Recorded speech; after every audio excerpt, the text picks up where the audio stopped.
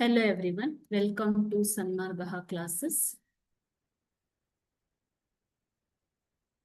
12ನೇ ಪ್ರಶ್ನೆ, ಭರತ ವರ್ಷ ಭಾರತದ ಭೌಗೋಳಿಕ ಲಕ್ಷಣಗಳು ಮತ್ತು ಪ್ರಾಗೈತಿಹಾಸಿಕ ಕಾಲ ಎಂಬಂತಹ ಚಾಪ್ಟರ್ ಇಂದ. ಈ ಕೆಳಗಿನ ಪ್ರಶ್ನೆಗಳಿಗೆ 2-3 ವಾಕ್ಯಗಳಲ್ಲಿ ಉತ್ತರಿಸಿ ಅಂತ ಕೇಳಿದ್ದಾರೆ.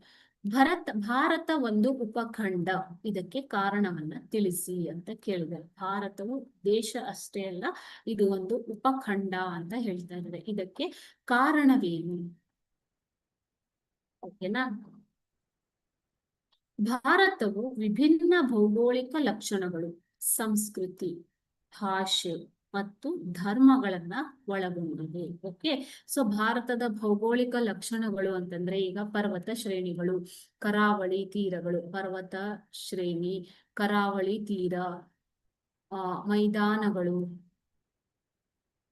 ದಕ್ಕನ್ ಪ್ರಸ್ಥಭೂಮಿ, ಈ ರೀತಿ ವೈವಿಧ್ಯಮಯವಾದ ಭೌಗೋಳಿಕ ಲಕ್ಷಣಗಳನ್ನ ಅಷ್ಟೇ ಅಲ್ಲದೆ ಸಂಸ್ಕೃತಿ, ವಿವಿಧ ಸಂಸ್ಕೃತಿ, ಭಾಷೆ ಮತ್ತು ಧರ್ಮಗಳನ್ನ ಒಳಗೊಂಡಿದೆ. ಆದ್ದರಿಂದ ಇದನ್ನು ಒಂದು ಉಪಖಂಡ ಎಂದು ಕರೆಯುತ್ತಾರೆ. ಓಕೆನಾ? ಯಾಕೆ ಉಪಖಂಡ ಅಂತ ಭಾರತವನ್ನ ಕರಿತೀವಿ ಅಂತಂದ್ರೆ, ಇದು ಭಾರತ ವರ್ಷ, ಭಾರತ ಉಪಖಂಡ ಎಂದು ಏಕೆ ಕರೆಯುತ್ತೇವೆ ಅಂದ್ರೆ, ಇದು ವಿಭಿನ್ನವಾದ ಭೌಗೋಳಿಕ ಲಕ್ಷಣಗಳು, ವಿವಿಧ ರೀತಿಯ ಲಕ್ಷಣಗಳು ಮತ್ತು ಸಂಸ್ಕೃತಿ, ಭಾಷೆ ಹಾಗೂ ಧರ್ಮಗಳನ್ನ ಹೊಂದಿರುವುದರಿಂದ ಇದನ್ನು ಉಪಖಂಡ ಅಂತ ಕರೀತಾರೆ. ಓಕೆನಾ?